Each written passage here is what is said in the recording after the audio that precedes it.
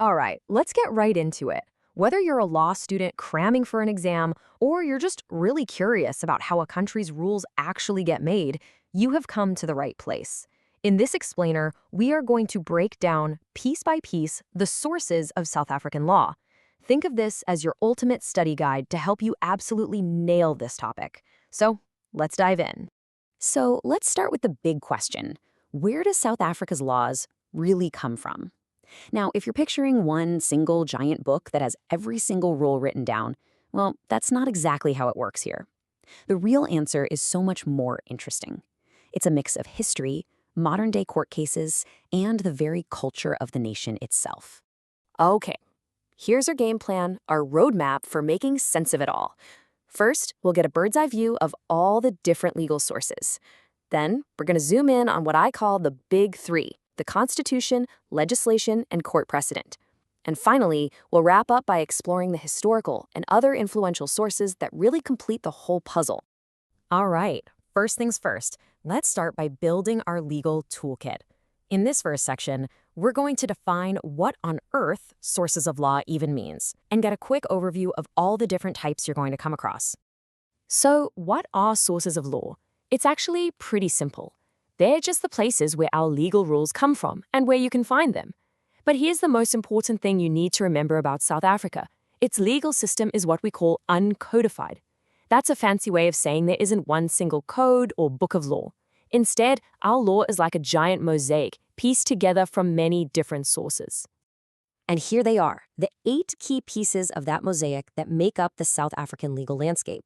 You've got the heavy hitters like the Constitution and legislation. You've got law that's literally made in the courtroom, which we call precedent. Then you have these deep historical roots in common law and customary law. And on top of that, we pull in influences from outside our borders like international and foreign law and even the brilliant work of legal experts in their scholarly writings. We're going to touch on every single one. Okay, everybody, 10's out. If you are studying for an exam, this slide is pure gold. This is the one rule you cannot afford to forget. All those sources we just listed are split into 2 teams. First, you have the primary sources. These are binding. That means a judge must follow them. They are the law.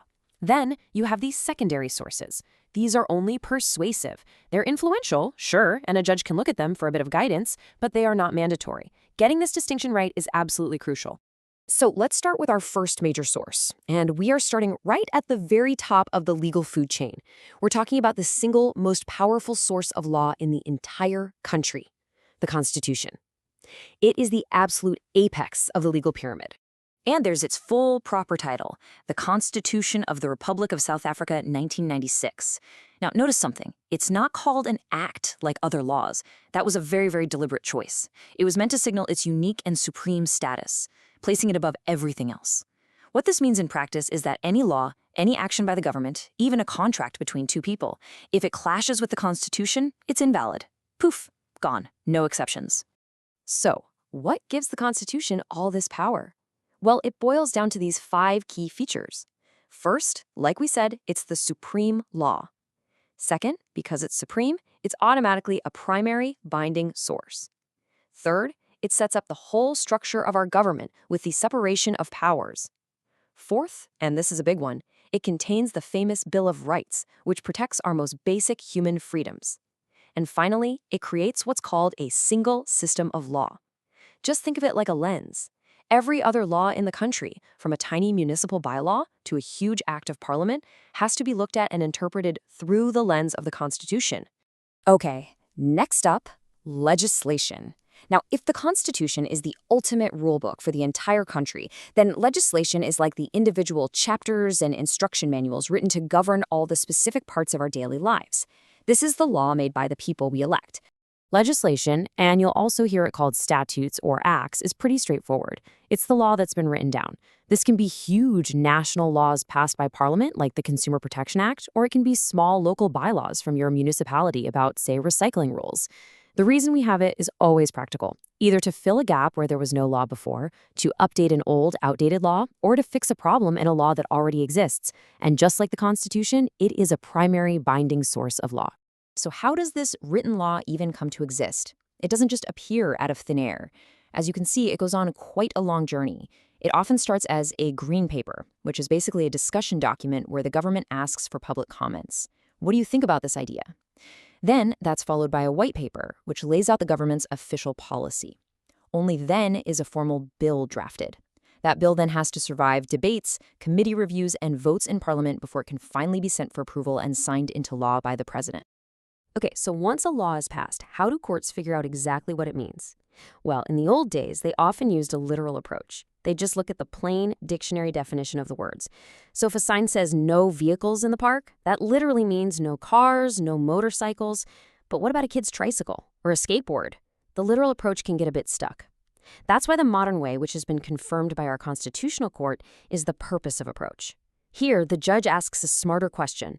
What was the purpose of this law? Well, it was probably to keep the park safe and quiet. So under this approach, the child's tricycle is probably fine. See? It's a much more flexible and common sense way of thinking. All right, now for a really fascinating idea, one that's a cornerstone of our legal system, judge-made law. Yes, you heard that right. This is where the actual decisions made by judges sitting in courtrooms become a binding source of law for everyone else to follow in the future. We call this the doctrine of precedent. The formal name for this is stare decisis. It's a Latin phrase that literally means to stand by things decided. And the idea behind it is simple but incredibly powerful. A court has to follow the decisions made by higher courts, and usually it has to follow its own previous decisions too. Why? Well, it creates consistency, fairness, and predictability in the law. I mean, you wouldn't want the exact same case to have a different outcome just because you got a different judge, right? Of course not. Stare decisis prevents that chaos. Now here's another tip for all you law students out there. Not everything a judge says or writes in a judgment becomes binding law. You have to learn how to separate the ratio decidendi from the obiter dicta. The ratio decidendi is Latin for the reason for the decision. It's the core legal rule that the judge absolutely had to use to solve the problem in front of them. That is the part that becomes the binding precedent. Everything else is obiter dicta, or remarks in passing. This is other stuff the judge might have said, interesting thoughts, some what-if scenarios. They can be really persuasive, but they are not the law. And this diagram shows you perfectly how this all works in practice. Precedent flows downwards, just like a waterfall. Right at the top, you have the Constitutional Court. Its decisions bind every single other court in the country, no questions asked. Just below that is the Supreme Court of Appeal. Its decisions bind all the high courts and magistrates' courts. Then the high courts bind the lower courts in their area. It's a clear chain of command that makes sure the law is applied the same way everywhere.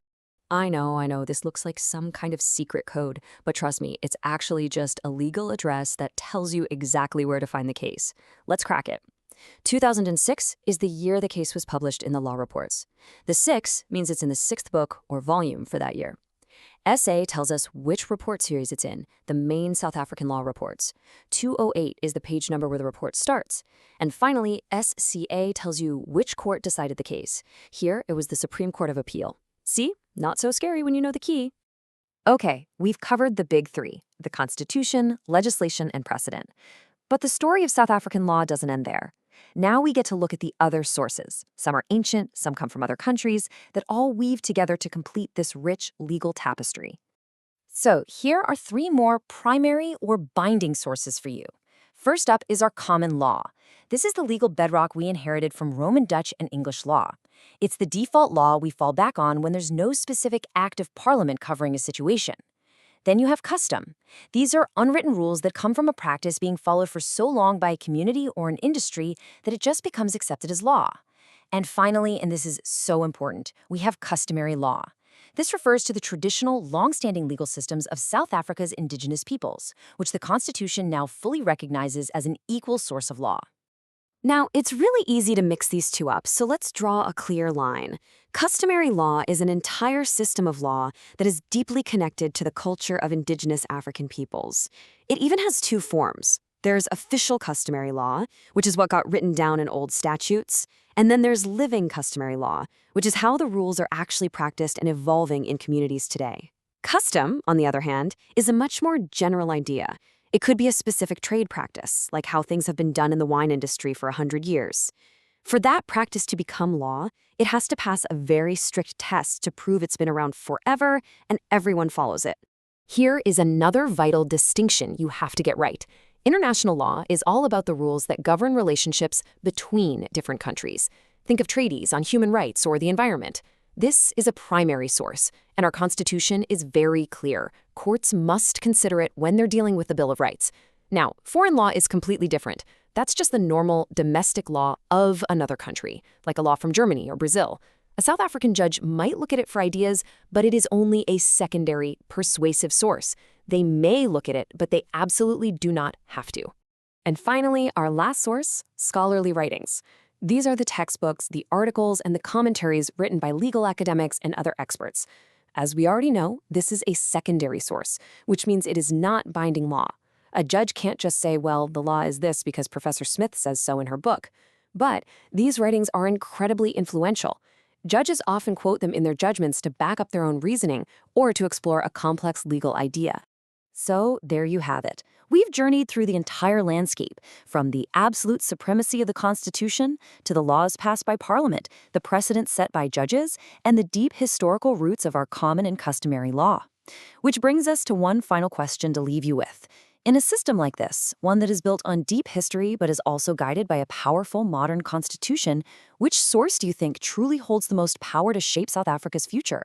Is it the unchanging values in the Constitution, or is it the constant flow of new laws and new court decisions that adapt those values for a changing world? It's something to think about.